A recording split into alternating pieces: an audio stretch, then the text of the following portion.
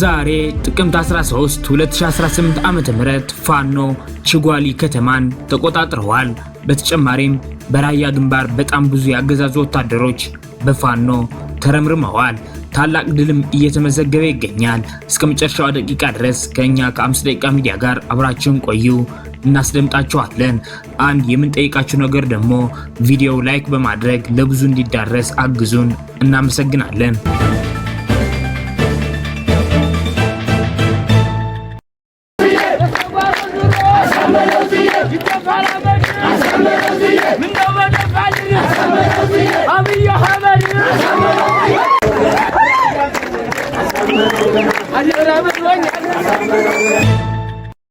ሰበር ዜና። ጤና ይስጥልን ውድ የ5 ደቂቃ ሚዲያ ተከታታዮች፣ የዕለቱ አዳዲስ የፋኖ ትግሎችና አንኳር ነጥቦች በዚች በ5 ደቂቃ ጊዜ ውስጥ አጠር አድርገን ልናቀርብላችሁ መጥተናል።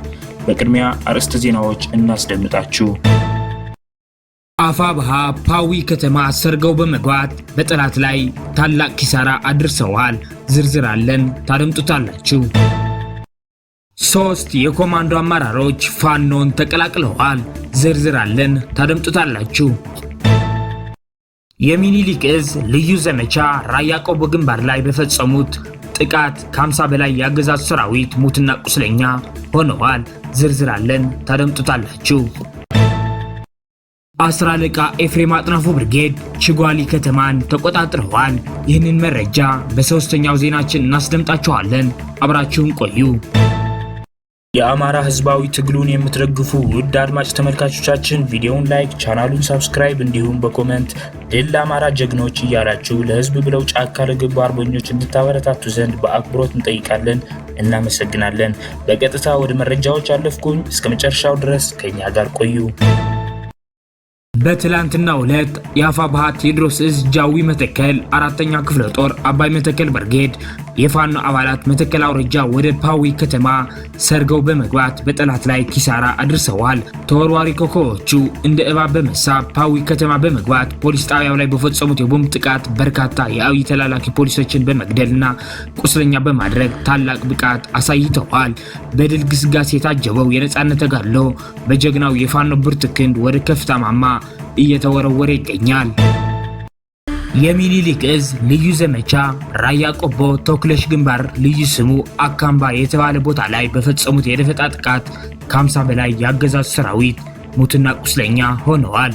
አፋብሃ ሚኒሊክ እዝ ልዩ ዘመቻ ለወረራ የመጣውን የፋሽስት ብልጽግና ሰራዊት ሰሞኑን በበርካታ ግንባሮች በሚደረጉ ተጋድሎዎች ከባድ ምት በማሳረፍ እያፈረሱት ይገኛሉ።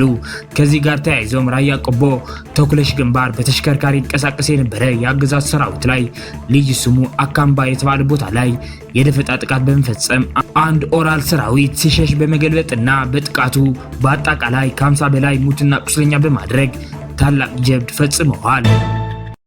10 አለቃ ኤፍሬም አጥናፉ ብርጌድ ችጓሊ ከተማን ተቆጣጥረዋል። ታምረኛው ጎጃም አገው ምድር ክፍለ ጦር 10 አለቃ ኤፍሬም አጥናፉ ብርጌድ ታላቅ ጀብድ ሰርተዋል። አንድ ከተማም ተቆጣጥረዋል። ችጓሊ ከተማ የሚገኘውን የአረመኔውን ጥጥ ቆራጭ ካምፕ ሙሉ በሙሉ የ10 አለቃ ኤፍሬም አጥናፉ ልጆች ቆንጆዎቹ ሙሉ በሙሉ ተቆጣጥረውታል። በዚህም መሰረት የጠላት ሎጂስቲክ ሙሉ በሙሉ የተማረከ ሲሆን ቀንደኛ የስርዓቱ የጭንገረድ ባንዳ በቁጥጥር ስር ውለዋል። ብዛት ያለው አጥባይ ልብሴና አድማ ብተና ወደ ላይኛው ሲላክ ገሚሱ ቁስለኛ ሆነዋል። ተጨማሪ ዝርዝር መረጃ ለ5 ደቂቃ ሚዲያ ሲደርስ በደንብ እናስደምጣችኋለን። አብራችሁን ቆዩ።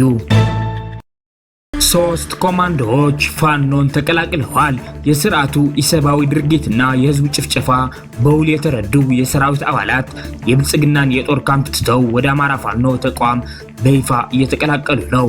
አንደኛ ኮማንዶ 50 አለቃ ግርማ ማንደፍሮ፣ ሁለተኛ ኮማንዶ 10 አለቃ ንብረቱ፣ ሶስተኛ ኮማንዶ ታደሰ ደምሴ ከነሙሉ ትጥቃቸው አፋብሃ ቴዎድሮስ እዝ 1ኛ ክፍለ ጦር ኮሎኔል ታደሰ ሙሉነ ብርጌድ አለማየሁ ከቤ ሻለቃን ተቀላቅለዋል።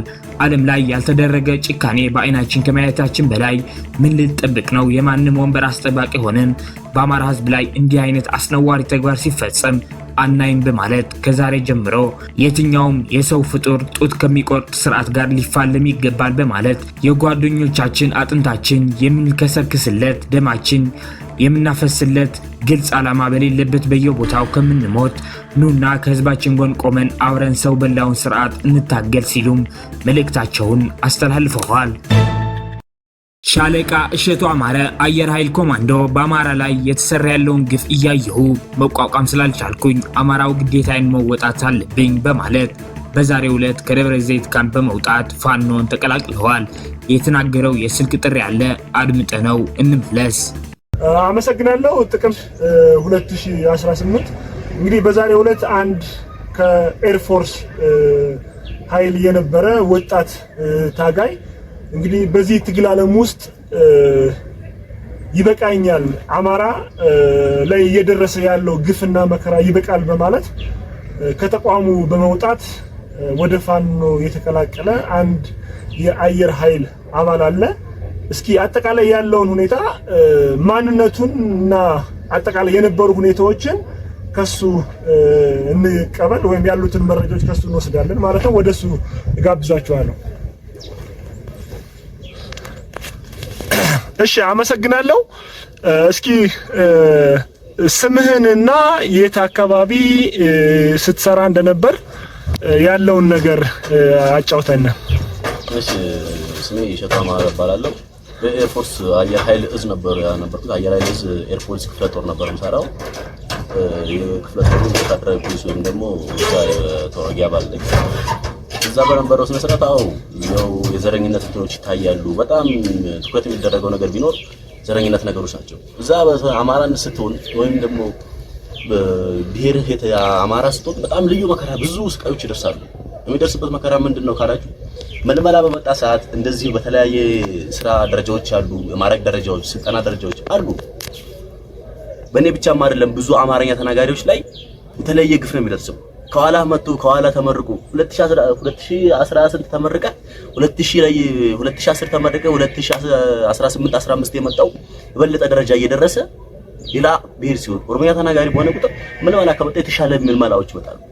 የተሻለ ብዙ መልመላ አሁን ኤርፎርስ ላይ ብዙ መልመላዎች አሉ። ብዙ የተሻለ መልመላ አለ፣ የተሻለ ደረጃ አለ። መልመላዎች ብሔርን ወከለ መልመላ እየተመለመለ ለኛ አእምሮ የሚነካ ነገር ሲፈጠር፣ ስለዚህ አማራነት ወንጀል ከሆነ የሚለውን የአእምሮ እንትን ይዘን ስለዚህ አያስፈልግም በማለት በዛሬው ዕለት ትግሉን ለቅቄ ወደ አማራ ፋኖ ተቀላቀልኩ።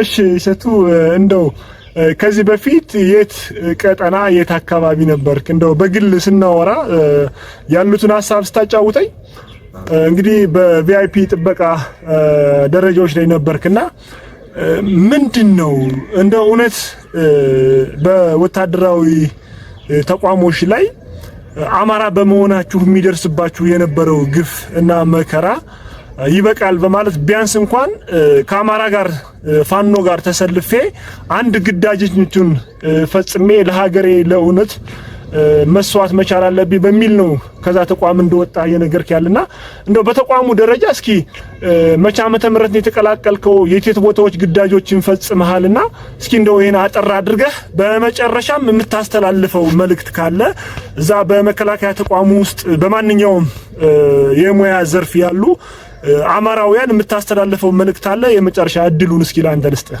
እሺ፣ አመሰግናለሁ። እኔ አሁን እንደምለው ታውቃለህ፣ እኔ ስታገል የነበረው በአየር ኃይል በደብረ ዘይት ከተማ ነው። አየር ኃይል ዋና ማዘዣ ደብረ ዘይት ላይ ታግያለሁ። አዲስ አበባ ላይም እንደዚሁ በሁሉም ቦታዎች ያልተሳተፉት ብዙዎች ባድሜ ሳይቀር ይጃሉ። አልሻባብ ውጊያ ላይ አልሻባብ ውጊያ ሄሊኮፕተር ጃባዮ ይጃሉ። እንደዚህ ብዙ ጠቅላይ ሚኒስትር ሞራ ኦር በቃ ብዙ ጀነራሎች ሲመላለሱ እጀባኛ ነበር። እጀባ አዲስ አበባ ድረስ ያደረሰ ወላ ብዙ አመራሮች አሉ። ብዙ አመራሮች በእኛ እጅ የሚንቀሳቀሱት እኛ ግቢ ጉብኝትም ሆነ ማንም አመራር ሲናስጎብኝ ነው ነው ስራዬ እዛ ነበር። ኤርፎርስ ውስጥ ነበር የምሰራው።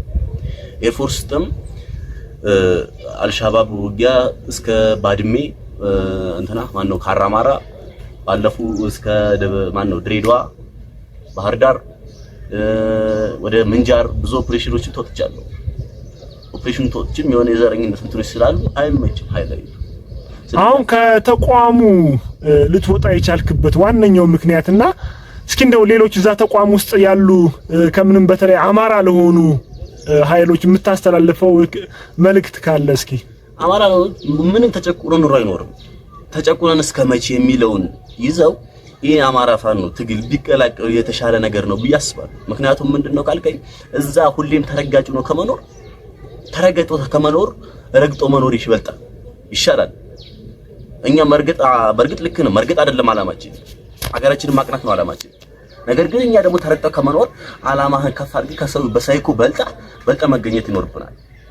በልጣ እነሱ ረግጠው ከስራ አድርገው ከኋላ የመጣውን አብልጦ ከማኑ ሲያኖሩ እኛ ደግሞ ከነሱ የበላይ ሆነን የመኖር ስለፍል አላማ ስለነበር ሀገሬ ስንት ህፃናትና ስንት ሴት ልጆች ጡታቸው እየተቆረጠ እዛ መቀመጡ ወይም ደግሞ እኛ እዛ መኖር ምንም ጥቅም የለውም። እዛው አማራዎች አሉ ብዙ ለሀገር የሚታገል ለሀገር አላማ ያለው አማራ አለ። ግን አላማ ይኑረው እንጂ እዛ የሚሰራው ስራ ግን ልክ አይደለም። እሱ አላማ ያለው ተቀምጦ አላማ የሌለው ነው የሚያድገው። እሱ በስንት ሺህ ዓመት ገብቶ በ92 ገብቶ በ95 ገብቶ በተራ ነገር ታስሮ ማረሚያ 5 ዓመት 6 ዓመት ተፈርዶበት ማረሚያ ውስጥ ነው የምታገኘው። አፋብኃ ቴዎድሮስ ዕዝ ሁለተኛ ክፍለ ጦር የኮሎኔል ታደሰ ሙሉነህ ብርጌድ ዛሬ በመራዊ ከተማ ከንቲባ ጽሕፈት ቤት ቅጥር ግቢ ተሰብስቦ በነበረ የብልጽግና ጉዳይ አስፈጻሚ አመራርና ወንበር ጠባቂ ኃይል ላይ ከባድ ጉዳት ማድረስ ተችሏል። በዚህ ኦፕሬሽን ለጊዜው ስሙ ያልታወቀ አመራርን ጨምሮ ከ5 በላይ ተላላኪዎች ከፍተኛ ጉዳት ማድረስ መቻሉን ከውስጥ ምንጮቻችን ማረጋገጥ ችለናል። በሰሞኑ ያለ ምክንያት የመራዊ ወጣቶችን የሚያፍሰውና የሚያግዘው የሥርዓቱ ቅጥረኛ ስብስብ በዛሬው ጥቃት ከፍተኛ ድንጋጤ ውስጥ መግባቱንና እርስ በእርሱ አለመተማመን እንደገጠመው ማረጋገጥ ተችሏል።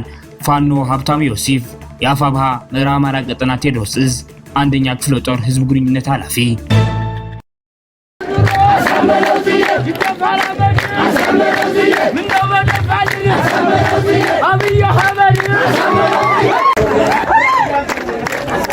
አድማጭ ተመልካቾቻችን ለሰዓቱ የነበሩን የ5 ደቂቃ ዜናዎች እነዚህን ይመስላሉ። በቀጣይ የምንሰራቸው ዜናዎች እንዲደርሷችሁ ቻናሉን ሰብስክራይብ በማድረግ እንዲሁም የደወል ምልክቷን በማብራት ቤተሰብ እንዲሆኑ እንጠይቃለን።